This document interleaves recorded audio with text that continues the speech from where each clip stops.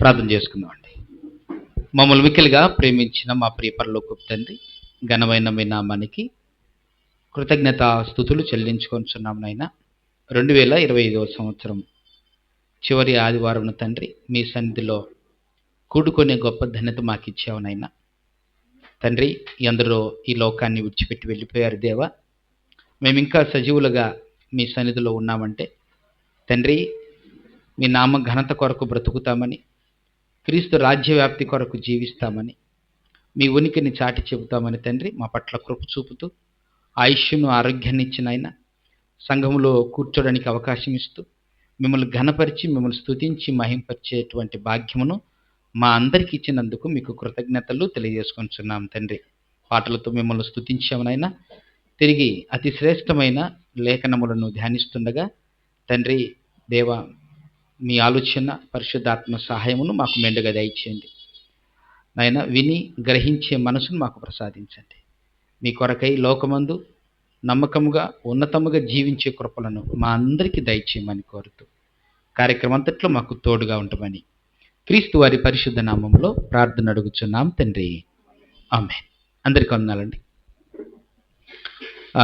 దేవుని కృపను బట్టి మనందరం కూడా 2025 డిసెంబరు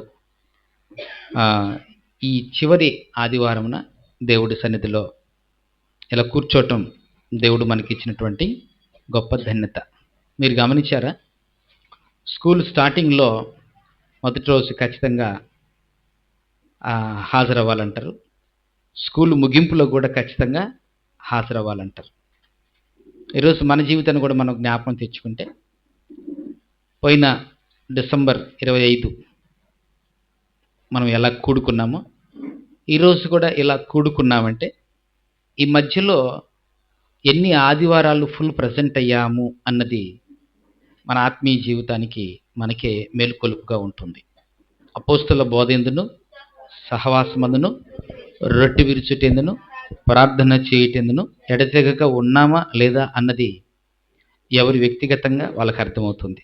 అయితే ఒకసారి సంవత్సరం ముగింపులోకి మనం వచ్చాం కాబట్టి మన జీవితాలను మనం పరీక్షించుకుంటే, చదువుకున్నటువంటి లేఖన భాగం కొలసీలకు రాసిన పత్రిక 3వ అధ్యాయము 5వ వచనంలో పౌలు గారు కొలసీలతో మాట్లాడుతూ ఏమన్నాడంటే, కావున భూమి మీదనున్న మీ అవయవములను అనగా జారత్వమును, అపవిత్రతను, కామాతురతను, దురాశయను, విగ్రహారాధనైన ధనాపేక్షను చంపివేయడి. అంటే మరి ముగింపుకు వచ్చాం, మరి చంపివేశామా లేదా అని ఆలోచిస్తే, జారత్వము, అపవిత్రత, కామాతురత వీటికి దూరంగా ఉన్న దురాశ, విగ్రహారాధనైన ధనాపేక్ష, ఈ రెండు విషయాల్లో మనం ఎలా ఉన్నామో మన జీవితాన్ని మనం ప్రశ్నించుకోవాలి. వీటిని చంపామా?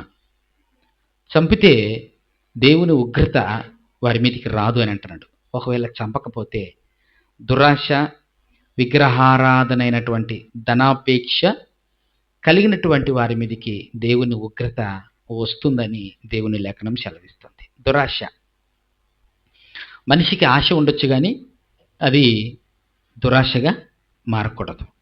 దురాశ ఏం చేస్తుందంటే మరణమును తీసుకొస్తుంది. యాకోబు పత్రికలో ఉంటుంది కదా, యాకోబు పత్రిక 1వ అధ్యాయము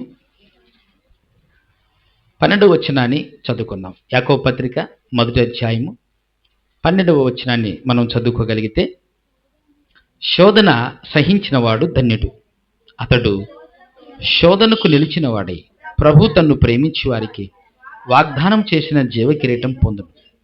దేవుడు కీడు విషయమై ఎవరిని శోధింపనేరడు, ఆయన ఎవరిని శోధింపడు గనుక ఎవడైనను శోధింపబడినప్పుడు నేను దేవుని చేత శోధింపబడుతున్నాను అని చెప్పకూడదు.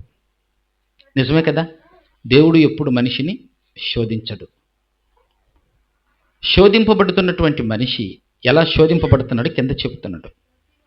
నేను దేవుని చేత శోధింపబడుతున్నాను అని చెప్పకూడదు, ఎందుకంటే దేవుడు మనల్ని శోధించడు. అయితే ఏం జరుగుతుందంట, ప్రతివాడు తన స్వకీయ దురాశ చేత ఈడువబడి, ప్రతివాడు తన స్వకీయమైన దురాశ, ఆశ దురాశగా మారింది. ఆ దురాశ చేత ఈడువబడుతున్నాడు, మరలు కొల్పబడుతున్నాడు. ఏడువబడుతున్నాడు, మరలు కొల్పబడుతున్నాడు. మరలా మరలా మరలా మరలా దానికోసమే ప్రాకులాడుతున్నాడు. ఏ విషయాన్నైతే ఆలోచించాడో, వద్దనుకున్నాడో దాని విషయంలో శోధింపబడుతూ, ఏడువబడి, మరలు కొల్పబడిన వాడై శోధింపబడతాడు. శోధన ఎందుకు వస్తుంది? తన కోరికను అణుచుకోలేక దురాశ చేత ఈడ్చుకొని వెళ్ళిపోయి దాని కొరకు మరలు కొల్పబడిన వాడైతో శోధింపబడతాడు.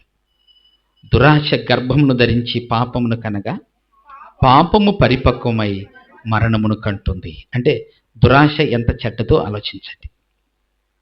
దురాశ ఎంత చెడ్డదో ఆలోచించండి. దురాశ పాపమును, మరణమును మన జీవితంలోకి తీసుకొస్తుంది. కాబట్టి ఈ దురాశను మనం చంపామా? దురాశను మనము చంపగలిగామా? జారత్వమును, అపవిత్రతను, కామాతురతను, దురాశను చంపివేయండి అని అన్నాడు. అలాగనే విగ్రహారాధన అయినటువంటి ధనాపేక్షను చంపివేయండి. దురాశను చంపాలి, విగ్రహారాధన అయినటువంటి ధనాపేక్షను చంపాలి. పామును చంపుతున్నప్పుడు అది తల ఇంకా కదులుతూ ఉండే, ఇంకా కొట్టరా, చంపరా, పొడిచి అంటాం. అంటే పూర్తిగా చచ్చిపోయేంత వరకు దాన్ని వదలం. అట్లాగే ఇక్కడ కూడా దేవుడు ఏమన్నాడంటే, మీరు దురాశను చంపండి. అలాగనే విగ్రహారాధైనటువంటి ధనాపేక్షను చంపివేయండి. ధనాపేక్షను దేంతో పోలుస్తున్నాడంటే విగ్రహారాధనతో పోల్చాడు. విగ్రహారాధన దేవుడికి పట్టరాని కోపం. ఎందుకంటే దేవుడు సజీవుడు, ఆయన నిర్జీవుడు కాదు, ఆయన సజీవుడు, ఆయన ప్రాణం కలిగినవాడు, జీవం కలిగినవాడు. జీవం కలిగినటువంటి దేవుణ్ణి ఒక విగ్రహంలో చూడడం దేవుడికి ఇష్టం ఉండదండి. ఇశ్రాయేలీయులు ఐగుప్తు దేశం నుంచి కనాను దేశానికి ప్రయాణం చేస్తున్న ఈ మార్గ మధ్యంలో మోషే గారు దేవుని పర్వతం మీదకి వెళ్ళినప్పుడు సమయం చాలా టైం పడుతుంది, ఆయన తిరిగి కిందికి రాడు. ఈలోపు అహరోను గారితో వాళ్ళు అంటున్నారు, మా ముందు నడిచేటువంటి దేవుణ్ణి మా కొరకు తయారు చేయండి అని అన్నాడు. మా ముందు నడిచేటువంటి దేవుడిని మాకు తయారు చేయమన్నాడు. ఆయన ఏం చేశాడంటే, మీ బంగారు పోగులు అన్ని తీసుకొని వచ్చేయండి అని చెప్పేసి ఒక బొమ్మని, ఒక దూడ బొమ్మని తయారు చేశారు. ఇదిగో ఐగుప్తులో నుంచి మిమ్మల్ని ఇక్కడ తీసుకొచ్చింది ఈ దేవుడే అని వాళ్ళు బొమ్మకు పూజ చేయటం ప్రారంభించారు, విగ్రహారాధన చేయటం ప్రారంభించాడు. వెంటనే దేవుడు, మోషే నీ ప్రజల దగ్గరికి వెళ్ళము, వాళ్ళు ఏదో చేస్తున్నారు అని వచ్చి చూడగానే వీళ్ళు కేరింతలు, గెంతులు అన్నీ వేస్తున్నారు. ఏం జరిగిందంటే దేవుడికి ఒక ఎద్దు రూపం వచ్చి దానికి పూజించడం స్టార్ట్ చేశారు. దేవుడు ఓర్చుకోలేకపోయాడు. అంటే విగ్రహారాధన అనగా ఈ విగ్రహారాధన చేసేటువంటి మనిషి యొక్క మనసు సంపూర్ణంగా విగ్రహముతో లీనమై ఉంటుంది. అతడికి విగ్రహానికి ఆ మనసు లింక్ అయి ఉంటుంది. ఇక ఆ మనసు బయటికి వెళ్ళదు. అంటే ఒక నిర్జీవమైన దానికి అతని మనసు పూర్తిగా దాసోహం అయిపోయింది. అలాగే ధనాపేక్ష కూడా దేవుణ్ణి మైమరిపించేటువంటి ఒక దుర్గుణం. దేవుడిని, ధనాన్ని పక్కన పెడితే మనిషి దేన్ని కోరుకుంటాడంటే ధనమునే కోరుకుంటాడు, కానీ దైవాన్ని కోరుకోడు. అంటే ధనము ఏ స్థాయిలో ఉందంటే దేవుణ్ణి మైమరిపించేటువంటి స్థాయిలో ఉంది. ధనాపేక్షను దేంతో పోలుస్తున్నట్టే విగ్రహంతో పోలుస్తున్నాడు. విగ్రహారాధన చేసేవాడు అతని మనసు విగ్రహానికి ఎలా దాసోహం అవుతుందో, బందీ అవుతుందో, బానిస అవుతుందో, ధనాపేక్షకు కూడా మనిషి దాసోహం అవుతున్నాడు, బందీ అవుతున్నాడు. అందుకే ప్రభు చెప్తాడు, మీరు ఇద్దరు యజమానులకు దాసులుగా ఉండనేరరు అన్నాడు. ఒకరిని కాదనుకోవాలి, ఒకరిని అవుననుకోవాలి, కానీ మీరు ఇద్దరికీ యజమానులుగా ఉండలేరు అన్నాడు. అంటే ధనాపేక్ష ఎంత భయంకరమైనదో తెలియచేస్తూ, ధనాపేక్ష కలిగినటువంటి మనిషి యొక్క మనసు దేవునికి దగ్గరగా ఉండదు. ఒకవేళ ఉన్న తాత్కాలికానికి, ప్రజెంట్ కోసం అలా వచ్చి అలా వెళ్ళిపోతాడే తప్ప సంపూర్ణంగా అతని మనసు దేవునికి దగ్గర అవ్వదు. అంటే ప్రభువుని నమ్మిన తర్వాత మీరు ఎలా ఉండాలి అని చెబుతూ, ప్రభు దగ్గరికి వచ్చిన తర్వాత మనం ఎలా ఉండాలని చెబుతూ, విగ్రహారాధనైన ధనాపేక్షను చంపివేయండి. ధనం ఉండటం మంచిదే, కానీ ధనం గురించి ఆపేక్ష కలిగి ఉండటం ప్రమాదం. తిమోతికి రాసినటువంటి పత్రిక, మొదటి తిమోతి పత్రిక 6వ అధ్యాయము 9వ వచనాన్ని చదువుకోగలిగితే, మొదటి తిమోతి పత్రిక 6వ అధ్యాయము 9వ వచనాన్ని మనం చదువుకోగలిగితే, ధనవంతుడగుటకు అపేక్షించువారు శోధనలోను, ఉరిలోను, అవివేకయుక్తములను, హానికరములైన అనేక దురాశలలో పడుదురు. ఇందాక ఏమనుకున్నాం? దురాశను చంపాలన్నాం కదా. ఈ దురాశ ఇక్కడ ఆలోచిస్తే సంపాదన కొరకు, ధనాపేక్ష కొరకు, ఈ దురాశ ఒక శోధన. దురాశ ఒక శోధన. ఈ సంపాదన కొరకు ఇతడి మనసు మరలు కొల్పబడుతుంది. ఆ డబ్బు వెనకాల ఈడువబడుతుంది. ఈడువబడి, మరలు కొల్పబడి, శోధించబడి, దురాశగా మార్చుకొని పాపాన్ని కని మరణానంలోకి తీసుకెళ్ళిపోతుంది. ఇక్కడ అది చెబుతూ, శోధనలోను, ఉరిలోను, అవివేకయుక్తములు, హానికరములైన అనేక దురాశలలో పడుదురు. అటువి మనుషులను నష్టములోను, నాశనములోను ముంచివేయును. ఎందుకనగా ధనాపేక్ష సమస్తమైన కీడులకు మూలం. కొందరు దానిని ఆశించి విశ్వాసం నుండి తొలగిపోయి నానా బాధలతో తమ్మును తామే పొడుచుకొనిరి. కొందరు దానిని ఆశించి విశ్వాసం నుండి తొలగిపోయారు. ధనాపేక్ష సమస్తమైన కీడులకు మూలం. కాబట్టి దీన్ని ఏం చేయాలి? మీరు చంపండి అంటున్నాడు. ధనాపేక్షను చంపివేయండి. మనిషి ఉదయం నిద్రలేచిన మొదలుకొని రాత్రి నిద్రలోకి వెళ్ళేంత వరకు కొందరి జీవితాలను ప్రశ్నిస్తే, ఏంట్రా ఏం చేస్తున్నావంటే సంపాదన, సంపాదన, సంపాదన, సంపాదన, సంపాదన. చూడండి, మానవ జాతిని చూడండి. ప్రతి మనిషి సంపాదన, సంపాదన, సంపాదన, ధనాపేక్ష. అంటే అతని మనసు ఇక దేవుడి సన్నిధికి రావటం కానీ, దేవుడి పనుల్లో పాల్పంచుకోవటం కానీ, దేవుని కొరకు త్యాగం చేయటం కానీ, దేవుని కొరకు ఏదన్నా జరిగించే కార్యక్రమాలు కానీ సంపూర్ణంగా, పరిపూర్ణంగా అతడు దేవుని కార్యక్రమాల్లో ఉండలేడు. ఎందుకంటే అతని మనసు దేనికి దాసోహమైందంటే ధనాపేక్షకి. ఈ ధనాపేక్ష ఎంత ప్రమాదకరమైందంటే సమస్తమైన కీడులకు మూలము. విశ్వాసం నుంచి తొలగింపచేస్తుంది. తమ్మును తామే పొడుచుకుంటారు, తమ జీవితాలు పాడు చేసుకుంటారు. అలా తమ్మును తాము పొడుచుకున్న వారిలో ఎవరున్నారంటే యూదా ఇస్కరియోతు ఉన్నాడు. అంతే కదా. వెండి నాణ్యములకు ఆశపడ్డాడు. ఆ వెండి నాణ్యముల కొరకు సాక్షాత్తు యేసుక్రీస్తు వారిని పాపుల చేతికి అప్పగించేశాడు. ఆ తదుపరి ఏం జరిగిందని ఆలోచిస్తే ఆ వెండి నాణ్యాలు తీసుకున్నాడు. ఆ తర్వాత తృప్తి లేక, సంతోషం లేక, ఆనందం లేక వాటిని ఇసిరి పారేసి వెళ్ళిపోయి పశ్చాత్తాపడినప్పటికీ తిరిగి యూటర్న్ తీసుకోవడానికి అవకాశం లేక తన ప్రాణాన్ని తనే తీసేసుకున్నాడు. చూసారా, తమ్మును తామే పొడుచుకున్నారు, తన ప్రాణాన్ని తనే తీసుకుని ఉరిపెట్టుకొని అతి భయంకరంగా, కిరాతకంగా చనిపోయారండి. ధనాపేక్ష సమస్తమైన కీడులకు మూలము. విశ్వాసము నుంచి బయటికి తీసుకెళ్ళిపోయే ప్రమాదం దేనికి ఉందంటే ధనాపేక్షకు ఉంది. విశ్వాసం నుంచి బయటికి లాక్కెళ్ళిపోతుంది. విశ్వాసమే గొప్పది. ఈ లోకాన్ని జయించినటువంటి విజయం ఏంటంటే విశ్వాసం. ఈ లోకాన్ని జయించిన విజయం విశ్వాసం. మీ శరీరాన్ని జయించిన విజయం విశ్వాసం. సాతాను జయించిన విజయం విశ్వాసం. అలాంటి విశ్వాసముల నుంచి బయటికి లాక్కెళ్ళిపోయేటువంటి ఆ చెడ్డ దుర్గుణం దేనికి ఉందంటే ధనాపేక్షకు ఉంది. అందుకని ధనాపేక్ష సమస్తమైన కీడులకు మూలం. అది ఎంత ఉంటే, అది ఎంత అడ్జస్ట్ అవుతే అంత అడ్జస్ట్ అవ్వడానికి మనం ఇష్టపడితే మన జీవితాలు నెమ్మదిగా ఉంటాయి. దాన్ని శృతి మించి ముందుకు వెళితే మన జీవితం అతలకుతలం అవుతుంది. అలా ఆశపడ్డాడు యూదా ఇస్కరియోతు. తన ప్రాణం మీదకి తను తెచ్చుకున్నాడు.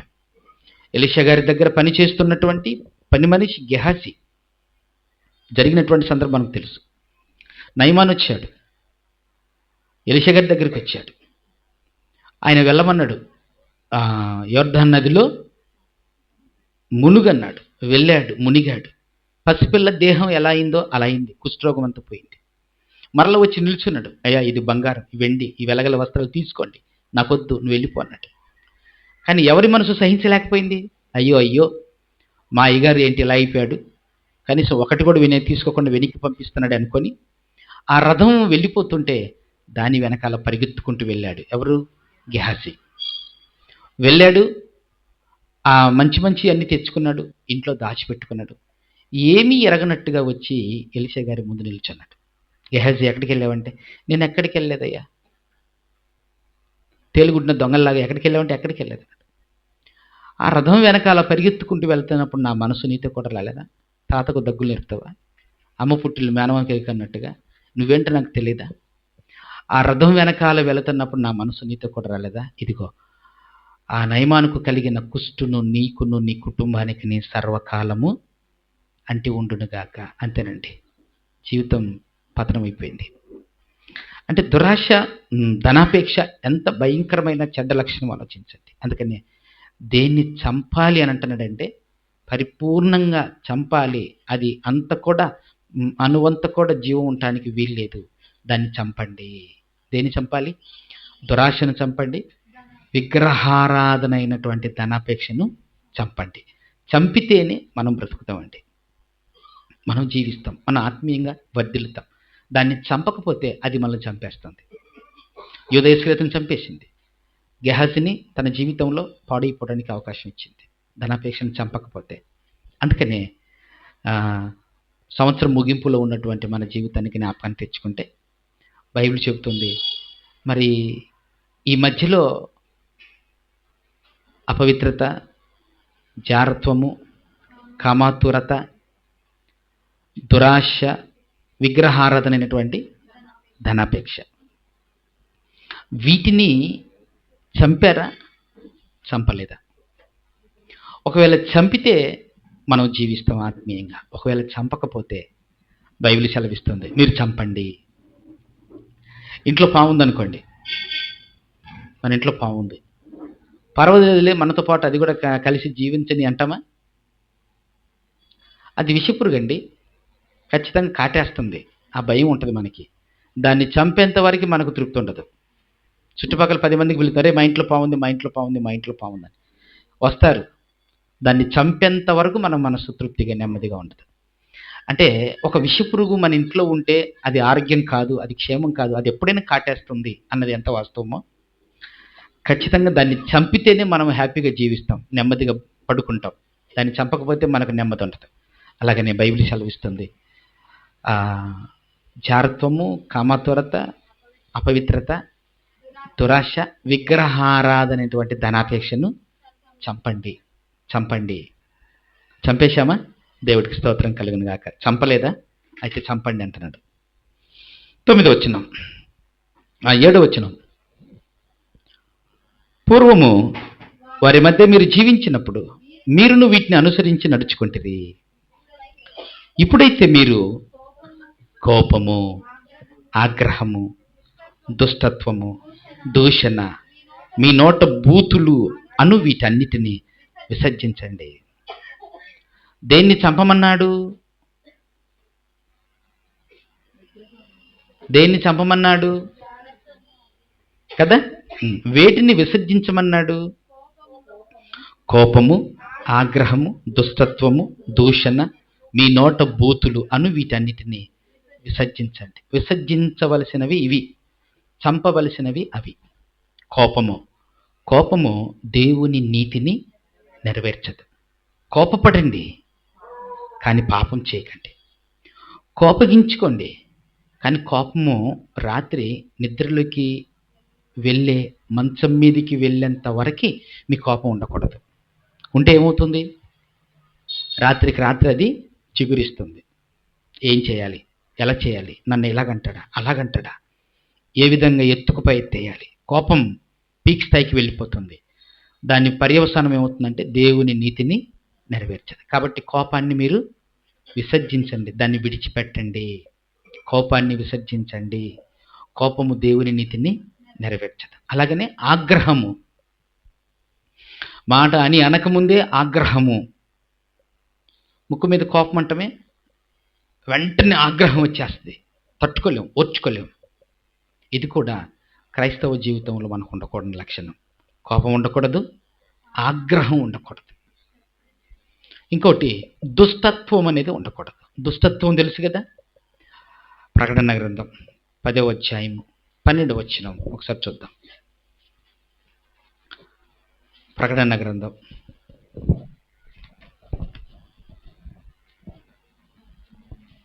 12వ అధ్యాయము.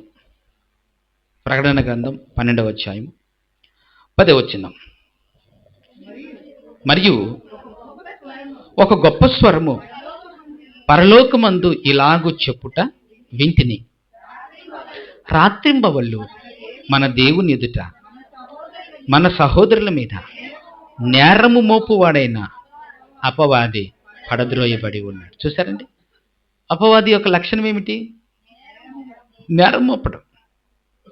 నేరం లేదు, కానీ నేరం మోపుతుంది. దేవదూతలు దేవుని సన్నిధిని నిలుచుటకై తటస్థించిన ఒక రోజు వచ్చిందంట. ఆ దేవదూతతో పాటు ఈ అపవాది కూడా వచ్చింది. దేవుడు అడుగుతున్నాడు, ఎక్కడి నుంచి వచ్చావంటే, భూమి మీద ఇటు అటు తిరుగులాడుతూ వచ్చాను. మరి భూమి మీద నా భక్తుడైన యోబు సంగతి ఆలోచించితివా అంటే, ఓ నాకెందుకు తెలీదు? నీ భక్తునికి ఇంటి చుట్టూ కంచె వేశావు, అతనికి బిడ్డలనిచ్చావు, అతనికి ఆస్తినిచ్చావు, అతనికి పనివారిని ఇచ్చావు, అతనికి అన్ని పుష్కలంగా ఇచ్చావు కదా. నీ భక్తుడు నిన్నెందుకు విడిచిపెట్టి వెళ్ళిపోతాడు? ఒక్కసారి తీసేసి చూద్దాం. చూసారా నేరం ఎలా మోపుతుందో? నీ భక్తుడు నీ నుంచి బయటికి వెళ్ళిపోవాలంటే నీ చెయ్యి అతని మీద నుంచి పక్కకు తీసి, నేను వెళ్తాను, నేను ఎంత గజిబిజి గందరగోళం చేయాలని చేస్తాను, నిన్ను దూషించకుండా ఎందుకు ఉంటాడో చూద్దామంటే, ఓకే, అతని ప్రాణం మీద ముట్టేటువంటి హక్కు నీకు లేదు, నువ్వు వెళ్ళు, ఏం చేసుకుంటావో చేసుకో, నా భక్తుడు మాత్రం నన్ను విడిచిపెట్టి వెళ్ళటం. వచ్చేసిందండి, ఎంత చేయాలో అంత చేసింది. అంటే నేరము మోపడంలో ఎవరు ముందున్నారంటే అపవాది ముందుంది. నా శత్రువు నా మీద అతిశయించవద్దు, నేను క్రింద పడినను తిరిగి లేతును, నేను అంధకారమందు కూర్చున్నను, యెహోవా నాకు వెలుగుగా ఉంటాడు. అంటే మనం చీకట్లో ఉన్నా, బాధల్లో ఉన్నా, కష్టంలో ఉన్నా, పాపంలో ఉన్నా అపవాది ఏమంటుంది? మన మీద నేరం మోపుతూ, ఇంకా నువ్వు బ్రతకవు, నువ్వు నీ వల్ల కాదు, నీ దేవుడిని నీకు క్షమించడు, నీ జీవితం ఇంతే అని నేరం మోపుతూ దేవుని దగ్గరికి రానివ్వకుండా ఆపడానికి ప్రయత్నం చేసే దుష్టత్వం దాని యొక్క లక్షణం. నేరము మోపువాడైనటువంటి దుష్టుని యొక్క లక్షణము ఎవరిలో ఉండకూడదంట? మనలో ఉండకూడదండి. మనలో ఇతరుల మీద నేరము మోపే ఇదేంటి, అదేంటి, అలా ఎందుకు జరిగింది, ఇలా ఎందుకు జరిగింది, నాకెందుకు చెప్పలేదు, మీరు ఎందుకు ఇలా చేశారు, ఇది కరెక్టా, అది కరెక్టా, ఈ తత్వం అంతా దుష్టుని యొక్క లక్షణం, అపవాది యొక్క లక్షణం, దుష్టత్వం. ఈ దుష్టత్వం ఎవరిలో ఉండకూడదంట? మనలో ఉండకూడదు. కోపాన్ని ఆపండి, ఆగ్రహాన్ని విడిచిపెట్టండి, దుష్టత్వం ఆపండి. తర్వాత దూషించటం. దేవుని కుటుంబాల్లో ఉన్నటువంటి వారు కూడా దేవుణ్ణి దూషించేవారు లేకపోలేదండి. క్రైస్తవ కుటుంబంలో ఉన్నవారు కూడా దేవుణ్ణి దూషించేవారు. అలాగనే దేవుని పిల్లలను దూషించేవారు కూడా ఉన్నారు. దేవుని పిల్లలను దూషించే ఈ నోటితోనే కృతజ్ఞత వచనం పలుకుతారు, ఈ నోటితోనే దూషిస్తున్నారు. అంటే ఒక జల నుండియే చేదు నీరు, మంచి నీరు బయటకు వచ్చినా రావు కదా. మరి మీ నోరు ఎలా ఉంది? మీరు ఎందుకు దూషణ మాటలు మాట్లాడుతున్నారు? మాట్లాడకూడదు అంటున్నారు. కోపము, ఆగ్రహము, దుష్టత్వము, దూషణ, మీ నోట బూతులు అను వీటన్నిటిని మీరు ఏం చేయాలి? విసర్జించండి అంటే విడిచిపెట్టండి. కొన్నిటిని చంపండి, మరి కొన్నిటిని విసర్జించండి. మరి విసర్జించాము వీటిని. దూషించే దూషణ మాటలు, నీకు తెలియకుండా వారికి, వారికి తెలియకుండా వీళ్ళకి, లేనిపోని మాటలు, వీటిని మనము ఏం చేయాలంట? కోపాన్ని, ఆగ్రహాన్ని, దుష్టత్వాన్ని, దూషణ, మీ నోట బూతులు, వీటన్నిటిని మీరు ఏం చేయాలంటే విసర్జించండి, వాటిని విడిచిపెట్టండి, వాటిని వదిలిపెట్టండి. కొన్నిటిని చంపాలి, కొన్నిటిని విడిచిపెట్టాలి, మరి కొన్నిటిని ధరించుకోవాలి. చూద్దాం 12వ వచనం. కాగా దేవుని చేత ఏర్పరచబడిన వారును పరిశుద్ధులను ప్రియులనైన వారికి తగినట్లుగా మీరు జాలి కలిగినటువంటి మనస్సును, దయాళత్వమును, వినయమును, సాత్వికమును, దీర్ఘశాంతమును ధరించుకొనుడి. ఏం ధరించుకోవాలంట? ఈ శరీరం కనిపించకుండా ఉండాలంటే దీనిపైన చొక్కా, వస్త్రాలు ధరించుకోవాలి. పౌలు గారు మాట్లాడుతున్నాడు, మీరు కొన్నిటిని చంపండి, మరికొన్నిటిని విసర్జించండి, మరికొన్నిటిని ధరించండి. ధరించినటువంటి దీనిని బట్టి లోకానికి మనం కనబడతాం. చొక్కా ధరించుకుంటాం, తెల్ల చొక్కా, తెల్ల చొక్కా, పచ్చ చొక్కా, గ్రీన్ షర్ట్, ఇంకోట రైట్, ఆ కలర్ కనపడుతుంది. కానీ ఇక్కడ ఆయన ఏమన్నాడంటే ధరించుకోండి, చొక్కాలాగా ధరించుకోండి. చొక్కాలాగా ఏం ధరించుకోవాలి? జాలి కలిగిన మనస్సు మనలో ఉండాలి. జాలి కలిగిన మనస్సు, జాలి చూపించాలి. తర్వాత దయాళుత్వం ఉండాలి. దయ, జాలి, దయ. జాలి ఎవరి మీద చూపిస్తామండి? మన సొంత వాళ్ళ మీద జాలి చూపిస్తాం. బయట వాళ్ళ మీద జాలి చూపిస్తామా? చూపించాలి. సంఘములో దేవుని పిల్లల మీద జాలి చూపిస్తామా? చూపించాలి. ఏ ఒక్కరికో నీ జాలి చూపించడం కాదు, ఏ ఒక్కరికో నీ దయ చూపించడం కాదు, దేవుని పిల్లలందరూ కలిగి ఉన్నటువంటి ఈ కుటుంబంలో అందరి పట్ల నీ దయ, నీ జాలి, అందరి పట్ల మన వినయం. వినయం తెలుసు కదండి. వినయము ఎవరి దగ్గర చూపిస్తాం? మనం బయట మన బాస్ దగ్గర చూపిస్తాం. ఇంకెవరి దగ్గర చూపిస్తాం? ధనమున్న వాళ్ళ దగ్గర చూపిస్తాం వినయం. ఇంకెవరి దగ్గర చూపిస్తాం? కాస్త పేరున్న వాళ్ళు, బాబు గారు వాళ్ళ దగ్గర చూపిస్తాం. అంటే అక్కడ వినయం చూపిస్తే కొంత మేలు జరుగుతుంది కదా. నిజమే. వాస్తవంగా మనం లోకాన్ని ఆలోచిస్తున్నప్పుడు మనం ఎవరి దగ్గర అయితే వినయం చూపిస్తామో, అతి వినయం కాదు కానీ వినయంగా ప్రవర్తించడం వల్ల కొన్ని మేలులు ఉన్నాయి. కానీ బైబిల్ అంటుంది దేవుని సంఘములో, దేవుని కుటుంబములో మీరు ఎలా ఉండాలి? అందరి ఎడల వినయముతో ఉండాలి. జాలి కలిగిన మనస్సు, దయాళుత్వము, వినయము. దేవుడు ఎవరి దగ్గర ఉండటానికి ఇష్టపడతాడంట? వినయము కలిగిన వారి యొద్ద ఉండటానికి ఇష్టపడతాడు. వినయము అంటే అతి వినయము దొరత లక్షణం అంట, అది కాదు. ఒరిజినల్గా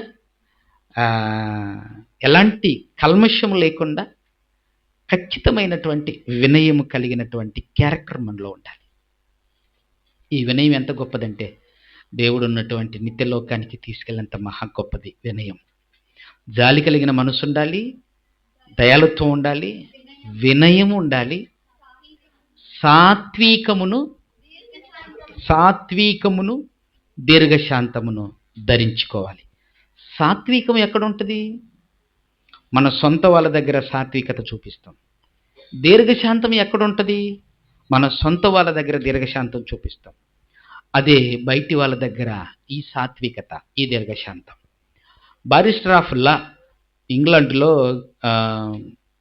గాంధీ మహాత్ముడు చదువుకుంటున్న రోజుల్లో ఆయన జీవితాన్ని ప్రభావితం చేసిన పుస్తకం ద న్యూ టెస్టిమెంట్, క్రొత్త నిబంధన. ఈ క్రొత్త నిబంధనలో యేసుక్రీస్తు వారు మాట్లాడినటువంటి మాటలు, ధన్యతలు ఉంటాయి కదా. మత్తయి సువార్త 5వ అధ్యాయం, ఆత్మ విషయమై దీనులైన వారు ధన్యులు ఉంది కదా. అందులో ఒక పాదం ఉంటుంది, ఒక వాక్యం ఉంటుంది, సాత్వికులు ధన్యులు వారు భూలోకమును స్వతంత్రించు. ఎలాగైనా సరే నేను ఈ భారతదేశంలో నా పేరెంటు వినిపించుకోవాలి, అందుకు నేనేం చేయాలి?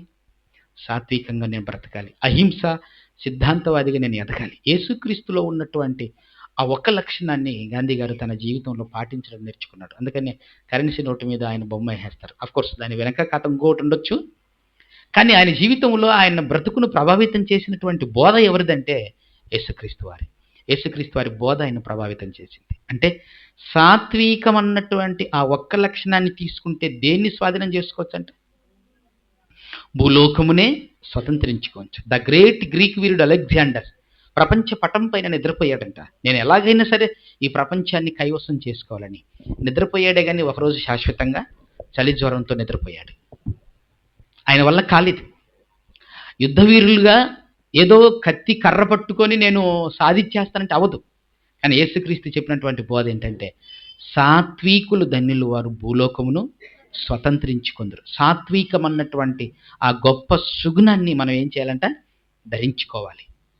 సాత్వికము మన సొంత పిల్లల పట్ల ఎంత ప్రేమ, ఆప్యాయత, దయ, జాలి, ఆ వినయము, సాత్వికం చూపిస్తామో దేవుని పిల్లల మధ్య అలాంటి సాత్వికత ఉండాలి. సాత్వికం అలాగనే దీర్ఘశాంతం కూడా ఉండాలి. అబ్రహాం గారికి శారమ్మకు ఎన్ని సంవత్సరాలు పిల్లలు లేరు? 90 సంవత్సరాలు శారమ్మకు పిల్లలు లేరు కదా. వివాహమైన దగ్గర నుంచి 90 సంవత్సరాల వరకు పిల్లలు లేరు. కానీ ఎదురు చూసిందా? ఒకరోజు దేవదూతలు వచ్చి నీ కడుపున కొడుకు పుడతాడంటే పక్కున నవ్వేసింది. నాకు కొడుకు పుట్టడం ఏంటయ్యా, నేను ముసలిదాన్ని కదా అనగానే, శారా నువ్వు నవ్వావు కదంటే నేను నవ్వలేదండి. కాదు, నువ్వు నవ్వావు.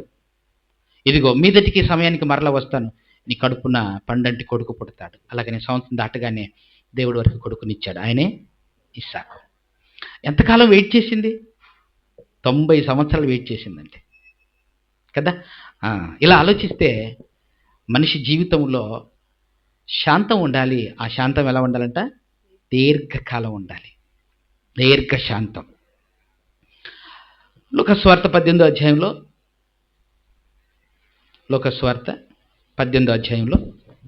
ఆ దీర్ఘశాంతానికి సంబంధించిన ఒక విషయాన్ని యేసుక్రీస్తు వారు మాట్లాడతారు. ఏమంటున్నాడు? లోకస్వార్త 18వ అధ్యాయం 1వ వచనం నుంచి చదువుకుందాం. వారు విసుకక నిత్యము ప్రార్థన చేయుచుండవలెననుటకు ఆయన వారితో ఈ ఉపమానం చేశారు. అంటే మీరు విసుక్కోవద్దు, ప్రార్థన చేసేటప్పుడు విసుక్కోవద్దు. కాబట్టి విసుక్కుంటామా? ఏంటో ఎప్పుడు చూసాను ప్రార్థన అంటాడు.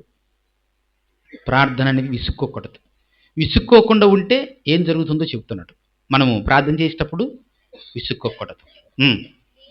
దేవునికి భయపడకయు మనుషులను లక్ష్య పెట్టకయు ఉండు. ఒక న్యాయాధిపతి ఒక పట్టణంలో ఉన్నాడు. ఒక న్యాయాధిపతి ఉన్నాడంట. అతడు ఎలాంటి వాడంట? దేవునికి భయపడ్డు మనుషులను లక్ష్య పెట్టడు. దేవునికి భయపడ్డు మనుషులు లక్ష్య పెట్టడంటే ఇంకా ఎవరు వెళ్ళిన అతడు ఎవరికి సహాయం చేస్తాడు?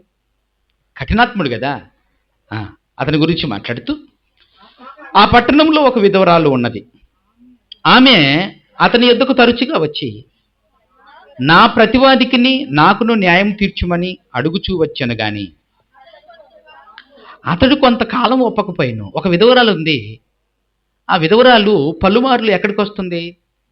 ఆ న్యాయాధిపతి దగ్గరికి వస్తుంది. అయ్యా, నాకును నా ప్రతివాదికిని న్యాయం తీర్చండి, న్యాయం తీర్చండి, న్యాయం తీర్చండి, న్యాయం తీర్చండి అని పలుమార్లు వస్తుంటే అతడు కొంతకాలము ఒప్పకపోయాను. కొంతకాలం, అది ఎంతకాలం తెలియదు, అది కొంతకాలం ఒప్పకలేదు. తర్వాత ఏం జరిగింది? తర్వాత అతడు నేను దేవునికి భయపడకయు మనుషులను లక్ష్య పెట్టకయు ఉండినను ఈ విధవరాలు నన్ను తొందర పెట్టుచున్నది కనుక ఆమె మాటి మాటికి వచ్చి గోజాడకున్నట్లు ఆమెకు న్యాయము తీర్చునని తనలో తాను అనుకొనెను. ఎంత బాగుందండి. దేవునికి భయపడని మనుషులను లక్ష్య పెట్టినటువంటి ఒక అన్యాయస్తుడైనటువంటి న్యాయాధిపతికి తన మనసులో కలిగిన ఆలోచన ఏంటంటే, ఈ విధవరాలు నన్ను పలుమార్లు నా ఇంటికి వచ్చి నా ఇంటి ముంగిట నిలబడుతుంది కదా, నన్ను పద్దాక తొందర పెడుతుంది కదా, అసలు ఈమె నా ఇంటి ముంగిటికి రాకుండా ఉండాలంటే ఏం చేయాలి? ఆమె అనుకున్నది ఏదో తీర్చేస్తే ఓ పని అయిపోతుంది కదా అనుకున్నాడు. చూసారండి, ఆమెకు న్యాయము కొరకు ఆమె పలుమార్లు వెళుతుంది. కానీ దీర్ఘశాంతము పలుమార్లు వెళ్ళినటువంటి ఈ క్యారెక్టరు ఆయన మనస్సును ఒప్పించిందండి. అంతే కదా. పలుమార్లు ఈమె వస్తుంది, ఈమె రాకుండా ఉండాలంటే ఏం చేయాలి? ఆమె అడిగింది ఇచ్చేస్తే పని అయిపోతుంది కదా. ఒక అన్యాయస్తుడైనటువంటి న్యాయాధిపతి యొక్క మనసే దీర్ఘశాంతముతో ఈమె పలుమార్లు వెళ్ళి ఒప్పించేసింది. అంటే దీర్ఘశాంతము యొక్క గొప్ప లక్షణాలు ఏంటంటే, మన జీవితంలో జరగరాని కార్యములను జరిగించేటువంటి గొప్ప గుణం దేనికి ఉంది? దీర్ఘశాంతానికి ఉంది. కాబట్టి ప్రభు కొరకు మీరు పలుమార్లు దివారాత్రములు దేవునికి మొర్ర పెట్టుచుండగా, ప్రార్థన చేయుచుండగా ఆయన మీ ప్రార్థన వినడా? మీ మొర్ర వినడా? అన్యాయస్తుడైనటువంటి న్యాయాధిపతి ఒక స్త్రీకి న్యాయం చేయాలనుకున్నప్పుడు మీ దేవుడు అన్యాయస్తుడు కాదే, ఆయన న్యాయస్తుడే. అలాంటప్పుడు దేవుడికి ప్రార్థన చేస్తున్న మీ ప్రార్థన దేవుడు వినడా? ఖచ్చితంగా వింటాడు. నేను పరిశుద్ధులను గనుక మీరు పరిశుద్ధులుగా ఉండండి. ఆయన మంచివారి ఎడలను చెడ్డవారి ఎడలను తన ప్రేమ అనే వర్షాన్ని కురిపిస్తూనే ఉన్నాడు. ఆయన దుష్టుల ఎడలను మంచివారి ఎడలను కృతజ్ఞత లేని వారి ఎడలను ఆయన ఉపకారి అయి ఉన్నాడు. అంత ప్రేమ కలిగినటువంటి దేవుడు. అలాంటి దేవుడు దేవుడి సన్నిధిలో దివారాత్రము మొర్రపెట్టుకొనుచుండగా, దేవా దేవా దేవా నాయనా సహాయం చేయి, ప్లీజ్ ప్లీజ్ ప్లీజ్ అని నువ్వు మొర్రపెట్టుతుండగా దేవుడు ఖచ్చితంగా న్యాయం చేస్తాడు. అయితే నీకుండవలసింది ఏంటి? దీర్ఘశాంతం. అంతే. ఏదో ఒకసారి ప్రార్థన చేసేసాను, అయిపోయింది, నేను మళ్ళీ చేయను, నేను ఒకసారి చెప్పాను, నేను రెండోసారి చెప్పను, ఇవన్నీ అవి మంచి మాటలు కాదండి. ఖచ్చితంగా దేవుని దగ్గర మనం ఏం చేయాలి? గోజాడాలి. తప్పేముంది? మన తండ్రి మనకి ఇవ్వటానికి కొంత టైం పట్టిద్ది. అది అవునో కాదో, భవిష్యత్తుకు మంచి జరుగుతుందో ఒకటి చెడు జరుగుతుందో భవిష్యత్తులో మనకు తెలియదు కదా. మనం ఏదైతే అడుగుతున్నామో అది ఇవ్వాలన్నది దేవుడికి తెలుసు, కాబట్టి ఇవ్వాలా లేదన్నది ఆయన తెలుసు. కానీ ఖచ్చితంగా ఇస్తాడు. అయితే దేవుణ్ణి ఒప్పించేటువంటి మనసే ఏంటంట? దీర్ఘశాంతము. మీరేం చేయాలండి? జాలి కలిగిన మనస్సును, దయాళుత్వమును, వినయమును, సాత్వికమును, దీర్ఘశాంతమును ధరించుకొనడి. వీటన్నిటికంటే పరిపూర్ణమైన ప్రేమను ధరించుకున్నది. కింద చూడండి, కొలసలకు రాసిన పత్రిక 14 వచనం, 3వ అధ్యాయము 14 వచనం. వీటన్నిటిపైన పరిపూర్ణతకు, వీటన్నిటిపైన పరిపూర్ణత అంటే వీటన్నిటిపైన పరిపూర్ణత అంటే టోటల్గా నిన్ను మూసేసేది. ఏ విధంగా? ధరించుకోవన్నటువంటి వీటన్నిటిని టోటల్గా నిన్ను మూసి ఉంచగలిగింది ఏంటంటే ప్రేమ. అదేమంట, వీటన్నిటికీ పైన పరిపూర్ణతకు అనుబంధమైన ప్రేమను ధరించుకొనుడి. అనుబంధమైన ప్రేమను ధరించుకొనుడి. ప్రేమ. చూసారండి, క్రీస్తు యేసులోనికి బాప్తిసం పొందిన మీరందరూ క్రీస్తుని ధరించుకున్నారు. అవునా? క్రీస్తుని ధరించుకున్నాం. క్రీస్తుని ధరించుకున్నటువంటి జీవితాలను జ్ఞాపకం తెచ్చుకుంటే యేసుక్రీస్తు వారి శరీరములో ఏది నివసిస్తుంది? మొదటి అధ్యాయం, 2వ అధ్యాయం 9వ వచనం. 2వ అధ్యాయం 9వ వచనం. ఏలయనగా దేవత్వము యొక్క సర్వ పరిపూర్ణత శరీరముగా క్రీస్తునందు నివసించుతున్నది. ఎంత బాగుందండి! దేవుని యొక్క సంపూర్ణ తత్వం, దేవుని యొక్క పరలోకమందున్న కన్న తండ్రి దేవుడు, దేవుని యొక్క సర్వ సంపూర్ణత, దేవుని యొక్క దైవత్వం యొక్క సర్వ పరిపూర్ణత శరీరముగా క్రీస్తులో నివసించుతున్నది. ఎంత బాగుందండి! యేసుక్రీస్తులో ఏం నివసిస్తుందంట? యేసుక్రీస్తు శరీరంలో ఎవరు నివసిస్తున్నారట? దేవుని యొక్క సంపూర్ణ సర్వ పరిపూర్ణత యేసుక్రీస్తు శరీరంలో నివసించుచున్నది. దేవత్వం యొక్క సంపూర్ణత యేసుక్రీస్తులో ఉందంటండి. మరి క్రీస్తు యేసులోనికి బాప్తిసం పొందిన మీరందరూ క్రీస్తుని ధరించుకున్నారు. మరి క్రీస్తుని ధరించుకున్నారంటే ఇప్పుడు యేసుక్రీస్తులో ఏం నివసించుతున్నది? దేవుని యొక్క తత్వం సంపూర్ణంగా నివసిస్తుంది. ఆ క్రీస్తుని ధరించుకున్న మనలో ఏముండాలి అంటే లోపల ఎన్ని దుర్గుణాలు ఉన్నాయో వాటన్నిటిని పక్కకు దోసేయాలి. యేసుక్రీస్తు యొక్క సంపూర్ణ లక్షణాలు మనలో కనిపించాలి. వీటన్నిటికీ సంపూర్ణతకు పైన ప్రేమను ధరించుకునడి. దేవుడు ప్రేమాస్వరూపి అయి ఉన్నాడు. ఆ ప్రేమాస్వరూపి అయినటువంటి దేవుని యొక్క సంపూర్ణ తత్వము యేసుక్రీస్తులో శరీరముగా నివసించుతున్నది. ఆ శరీరము మన కొరకు ఏమైందంటే ఒకనాడు సిలువలో బలి అయిపోయింది. దేవుని ప్రేమ ఎంత గొప్పదండి! దేవుని ప్రేమ ఎంత గొప్పదండి! అలాంటి ప్రేమను మీరు ఏం చేయాలంట? ధరించుకొనుడి. సామెతల గ్రంథం 10వ అధ్యాయము 12వ వచనం. సామెతల గ్రంథం 10వ అధ్యాయము 12వ వచనం. పగ కలహమును రేపును, ప్రేమ దోషములన్నిటినీ కప్పును. కప్పేసిందండి ప్రేమ. ఎంత బాగుందండి! ప్రేమ దేన్ని కప్పేసిందంట? దోషములన్నిటినీ కప్పింది. చాలామంది డీపీగా పెట్టుకుంటారు వాట్సాప్లో, ప్రేమ దోషములన్నిటినీ కప్పుతుందని. ఒక మాట అనగానే సర్రన కోపం పెరిగిపోద్ది. ఇంకేం పెట్టుకున్నావు నువ్వు ఏమండి? డీపీలోనేమో ప్రేమ దోషములన్నింటినీ కప్పునని పెట్టుకున్నావు. ఒక మాట అనగానే ఏదో నాగువాం తోక తొక్కితే సర్రని లేచి కాటేసినట్టుగా అంత స్పీడ్గా కోపం తెచ్చుకుంటే ఇక నీలో ఏమున్నట్టండి? అందుకనే ప్రేమ దోషములన్నిటినీ కప్పును. ఆ ప్రేమ ఒకనాడు యేసుక్రీస్తు ఏమన్నాడో తెలుసా? తండ్రి, వీరేం చేయుచున్నారో వీరెరుగరు, వీరిని క్షమించు. అది పరిపూర్ణంగా యేసుక్రీస్తు చెప్పిన మాట అండి. తండ్రి, వీరేం చేయుచున్నారో వీరిని క్షమించు. ఆ ప్రేమ దోషములన్నిటినీ కప్పిపెట్టింది, తిరిగి రిపీట్ చేయలేదు. మరి మనం కూడా ఎలా ఉండాలంట? వీటన్నిటికీ పరిపూర్ణమైన అనుబంధంగా ప్రేమను ధరించుకొనుడి, ప్రేమను ధరించుకొనుడి. కొరింథీయులకు రాసిన మొదటి పత్రిక 13వ అధ్యాయము. కొరింథీయులకు రాసిన మొదటి పత్రిక 13వ అధ్యాయం, మొదటి పత్రిక 13వ అధ్యాయం మొదటి వచనం చదువుకుందాం.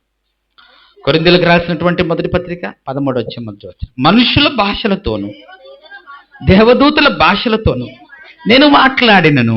ఎంత బాగుందండి! నేను మనుషుల భాషలే కాదు, దేవదూత భాష కూడా నేను మాట్లాడతా. దేవదూత భాష ఏంటండి? అది ఏమో మనకు తెలియదు. ప్రస్తుతానికి మన మధ్య ఎవరు లేరు. ఆ రోజు మహానుభావుడు ఆయన మాట్లాడిండొచ్చు కదా, రైట్. నేను దేవదూత భాషలతో మాట్లాడినను, ప్రేమ లేని వాడినైతే మ్రోగేడు కంచును గనగనలాడు తాళమునయ్యుండు. అంటే నిర్జీవమైనటువంటి వస్తువులాగా నేను ఉంటాను, ఉపయోగం లేదంటున్నాడు. ప్రవచించు కృపావరము కలిగి మర్మములన్నీయు జ్ఞానమంతయు ఎరిగిన వాడనైనను. ఎంత బాగుందండి! మర్మములన్నిటిని నేను చెప్పగలను. ప్రవచించే వరం నాకుంది, మర్మాలు చెప్పగలను. ఇంకేం చెప్పగలను తెలుసా? కొండలను పెకలించగలిగిన పరిపూర్ణ విశ్వాసం ఉంది. ఏంటి? కొండలను పెకలించే విశ్వాసం ఉందండి. యేసుక్రీస్తు అంటాడు కదా, మీకు ఆవగింజంత విశ్వాసం ఉంటే ఈ కొండ పెళ్లగించబడి సముద్రంలో పడవేయబడాలి అని మీరు ఆజ్ఞాపించినప్పుడు అది మీకు లోబడుతుంది. అంటే అలాంటి విశ్వాసం నాలో ఉంది. కానీ నాలో ఏం లేదు? ప్రేమ లేదు. జ్ఞానం ఉంది, ప్రవచన వరం ఉంది, మర్మాలు చెప్పగలిగిన స్టామినా ఉంది, సామర్థ్యం ఉంది, కొండలను పెకలింపగలిగిన పరిపూర్ణ విశ్వాసం ఉంది. కానీ ప్రేమ లేని వాడైతే నేను వ్యర్థులను అంటున్నాడు. బీదల పోషణ కొరకు నా ఆస్తి అంతా ఇచ్చినను, కాల్చబడుటకు నా శరీరాన్ని అప్పగించేసినను. అంటే ఆ శరీరం కాలిపోతుంది. బీదల పోషణ కొరకు ఆస్తి అంతా ఇచ్చేశాడు, ఆ శరీరము కాలిపోతుంది. కాలిపోతున్నా నాలో ప్రేమ లేకపోతే అది శరీరం కాలిపోయినా ప్రయోజనం లేదంటున్నాడు. కాల్చబడుటకు నా శరీరం అప్పగించినను, ప్రేమ లేని వాడినైతే నాకు ప్రయోజనమేమీ లేదు. ఇప్పుడు చెప్తున్నాడు, ప్రేమ ఎలా ఉంటుందో తెలుసా? దీర్ఘకాలం సహిస్తుంది, దయ చూపిస్తుంది, ప్రేమ మత్సరపడదు. ఎంత బాగుందండి! ప్రేమ మత్సరపడదు.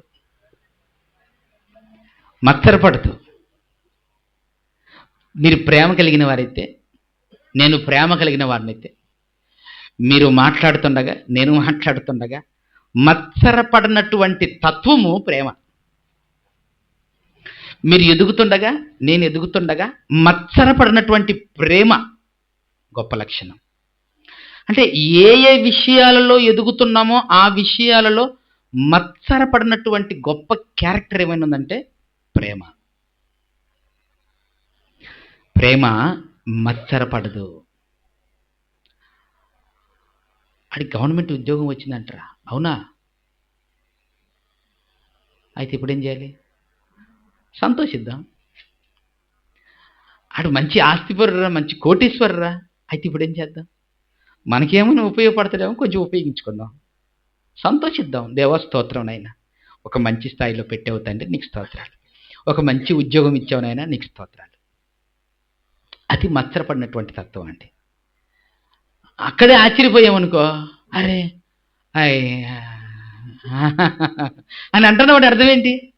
మత్సరపడుతున్నాం, మనసు లోపల ఓర్చుకోలేకపోతున్నాం. ప్రేమ అలాంటిది కాదంట. ప్రేమ మత్సరపడినటువంటి గొప్ప లక్షణం అండి. దేవుని పిల్లలుగా మనం అలా ఉండాలి. మత్సరపడదు, డంభముగా ప్రవర్తించదు. డంభం డంబముగా ప్రవర్తించదు. ఆ, అది ఉప్పొంగదు, పాల పొంగులాగా ఉప్పొంగదు. పాల పొంగు అలా వచ్చేసి పొయ్యి పాలు అయిపోతాయి కదా, పొంగిపోయిన పాలని పొయ్యి పాలు అయినట్టుగా అలా ఉప్పొంగదంట. ప్రేమ ఉప్పొంగదు. బా, అమర్యాదగా నడవదండి. మర్యాద మర్యాద మర్యాద. ఎవడికో మర్యాద ఇస్తున్నాం కదా. దేవుని పిల్లల మధ్య మనకున్న మర్యాద ఏమిటి? మర్యాద. మర్యాదకి కొన్ని కోట్లు సంపాదించేశారండి. మర్యాదకి కొన్ని కోట్లు సంపాదించారు. ప్రేమ కలిగిన వారు ఎలా ఉండాలంట? ప్రేమ అమర్యాదగా నడవదు. దేవుని పిల్లలుగా మన మధ్య ఎలా ఉండాలి? ప్రేమ అమర్యాదగా నడవదు. మనము మర్యాద కలిగే జీవించాలి, గౌరవం కలిగే జీవించాలి, హుందాతనంగానే జీవించాలి. అమర్యాదగా నడవదు, స్వప్రయోజనమును విచారించుకొనదు. నాకేంటి ప్రయోజనం, నాకేంటి ప్రయోజనం అన్నవాడు ప్రేమ లేనివాడు. దేవుని పిల్లలు ఆదివారం సాయంకాలం అవుతుందంటే చర్చి కడిగి కుర్చీలేసి సౌండ్ సిస్టమ్ పెట్టి ఇదంతా రెడీ చేస్తున్నారంటే వాళ్ళు ప్రేమ కలిగిన వారు కాబట్టి స్వప్రయోజనం ఆలోచించుకున్నారా? లేదు. అలాగనే దేవుని కార్యక్రమం జరుగుతున్నప్పుడు నాకేంటి ఉపయోగం అని స్వప్రయోజనం ఆలోచించామా? లేదు. ఈ కార్యక్రమంలో అనేక మంది దేవుని మాటలు వినాలి, దాని కొరకు ఎంతైనా కష్టపడతాం. స్వప్రయోజనమును విచారించుకొననిదే ప్రేమ. ఆయన ధనవంతుడై ఉండి మన నిమిత్తము దరిద్రుడాయన. యేసుక్రీస్తు వారు మన నిమిత్తము దరిద్రుడాయన. ఎందుకు దరిద్రుడయ్యారు? మనలను తండ్రి దగ్గరికి తీసుకెళ్ళటానికి ఆయన ఈ లోకంలోనికి ప్రవేశించడం జరిగింది. దరిద్రుడిగా మారిపోయారు. ఆయన ప్రేమ కలిగిన వాడు కాబట్టి తన స్వప్రయోజనం ఆలోచించుకోలేదు. తను తాను రిక్తునిగా చేసుకున్నాడు. దాసుని స్వరూపం ధరించుకున్నాడు. తను తాను రిక్తునిగా మారిపోయాడు. రిక్తునిగా మారిపోయిన యేసుక్రీస్తు ప్రేమ ఏం నేర్పుతుందంటే స్వప్రయోజనం విచారించుకోలేదు. నిన్ను ఉమ్మి వేస్తారు, పిడిగుద్దులు గుద్దుతారు, నీ వీపును పొలంలాగా దున్నుతారు, కొరడా దెబ్బలు, అతి క్రూరంగా అతి కిరాతకంగా నిన్ను చంపేస్తారు. ఎవరో తెలుసా? నా పిల్లలే. నీ శరీరంలో వారి పాపానికి శిక్ష విధించాలి. నువ్వు సహిస్తావా? నువ్వు ఓర్చుకుంటావా? అలాగే తండ్రి యేసుక్రీస్తు వారు స్వప్రయోజనాన్ని విచారించుకోలేదు. ఆయన ప్రేమ కలిగిన వాడు. ఆయన ప్రేమ మన కొరకు భూమి మీద ప్రాణం ఇచ్చింది. మనం కూడా ప్రేమ కలిగిన వారు ఎలా ఉండాలంట? స్వప్రయోజనమును విచారించకూడదు. నాకేంటి ఉపయోగము అనేది ఉండకూడదు. త్వరగా కోపపడదండి. త్వరగా కోపపడదు అనేయాలి, ఏదో చేయాలి అనే అలా త్వరగా కోపపడినటువంటి గొప్ప లక్షణమే ప్రేమ. త్వరగా కోపపడదు, త్వరగా కోపపడదు. పేతురు గారు ఆ సైనికుడి చేతిలో ఉన్న కత్తి తీసుకొని తెగ నరికేశాడు, చెవిని నరికేశాడు. యేసుక్రీస్తు నార్మల్ ఏంటి పద్ధతి అన్నాడా? చాలా జాగ్రత్తగా కత్తి పట్టుకున్నవాడు, కత్తి చచ్చిపోతున్నాయన, కత్తి వరలో పెట్టు అని శాంతముతో జాగ్రత్తగా చెప్పాడు. అలా అనేక సందర్భాలు యేసుక్రీస్తు వారు చాలా చక్కగా చెప్పిన సందర్భాలు ఉంటాయి. త్వరగా కోపపడినటువంటి లక్షణం ప్రేమకుంటది. త్వరగా కోపపడదు, అపకారమును మనసులో ఉంచుకొనదు. అపకారమును మనసులో ఉంచుకోదు. ఉపకారమునైతే మనసులో ఉంచుకుంటాం, అపకారమును కూడా మనసులో ఉంచుకుంటాం. కానీ ప్రేమ కలిగిన వారు ఏం చేస్తారంట? అపకారమును మనసులో ఉంచుకోరు. దేవుని పిల్లలుగా అలా ఉండాలని, ఎదగాలని దేవుడు కోరుకుంటారు. దుర్నీతి విషయమై సంతోషపడదు, సత్యమునందు మాత్రమే సంతోషిస్తుంది. అన్నిటిని తాలుకుంటుంది, అన్నిటిని నమ్ముతుంది, అన్నిటిని నిరీక్షిస్తుంది, అన్నిటిని ఓర్చుతుంది. ప్రేమ శాశ్వత కాలం ఉంటుంది. ఇదండి ప్రేమ. శాశ్వత కాలం ఉంటుంది. శాశ్వత కాలం, శాశ్వత కాలం నుండి శాశ్వత కాలం వరకు దేవుని ప్రేమ మన మీద ఎలా చూపించాడో మనలో ఉన్నటువంటి ప్రేమ కూడా ఇలాగనే ఉండాలి. వీటన్నిటికీ అనుబంధమైనటువంటి పరిపూర్ణతకు అనుబంధంగా ఏం ధరించుకోమన్నాడు? ప్రేమను ధరించుకోమన్నాడు. మరి జాలి కలిగిన మనసు, తర్వాత దయాళుత్వము, వినయము, సాత్వికము, దీర్ఘశాంతము, వీటన్నిటికీ పరిపూర్ణమైన అనుబంధంగా ప్రేమను ధరించుకొనుడి. ఇప్పుడు చూద్దాం. చంపవలసినవి 5, విడిచిపెట్టవలసినవి 5, ధరించుకోవలసినవి కూడా 5. చూసారా ఎంత బాగుందో? మరి చంపిన వాటి విషయంలో దేవుడికి స్తోత్రం, విసర్జించిన వాటి విషయంలో దేవుడికి స్తోత్రం. మరి ధరించుకోవలసిన వాటి విషయంలో దేవుడికి స్తోత్రం చెబుదామా? ఒకవేళ దేవుడికి స్తోత్రం చెప్తే సంతోషం. ధరించుకోవలసిన వాటి విషయంలో ఇంకా ఏదైనా మన యందు లోపం ఉందేమో. కాబట్టి క్రీస్తు యేసులోనికి బాప్తిసం తీసుకున్న మీరందరూ క్రీస్తుని ధరించుకున్నారు.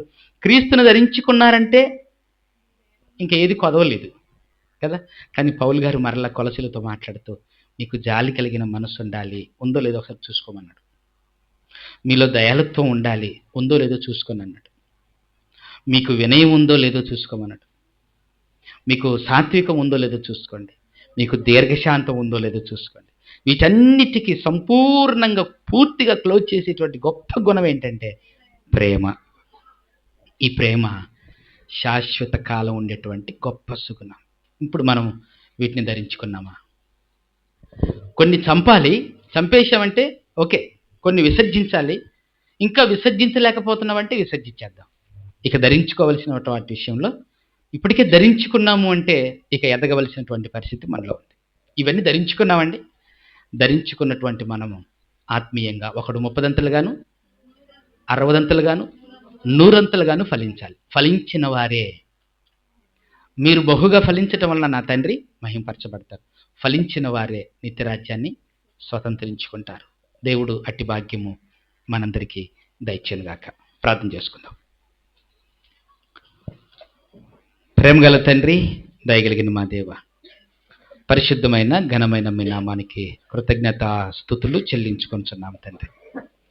దేవ, సంవత్సరము మొదలుకొని సంవత్సరం ముగింపు వరకునైనా ఈరోజు వరకు తండ్రి మీ సన్నిధిలో ఇలా కూడుకుంటూ దేవ మీ మాటలు వింటూనైనా ఎదిగే భాగ్యమును సంఘముగా మీ బిడ్డలుగా మా అందరికీ ఇచ్చినందుకు మీకు కృతజ్ఞతలు తండ్రి.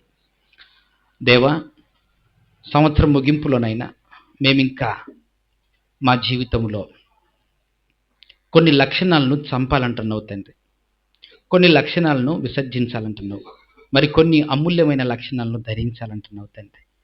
ఒకవేళ మేము చంపగలిగితేనైనా విసర్జించగలిగితే ధన్యులంగా మారుతాము. ధరించుకుంటే ప్రేమను సంపూర్ణంగా ధరించుకుంటే నిత్యలోక రాజ్య వారసులం అవుతాం తండ్రి.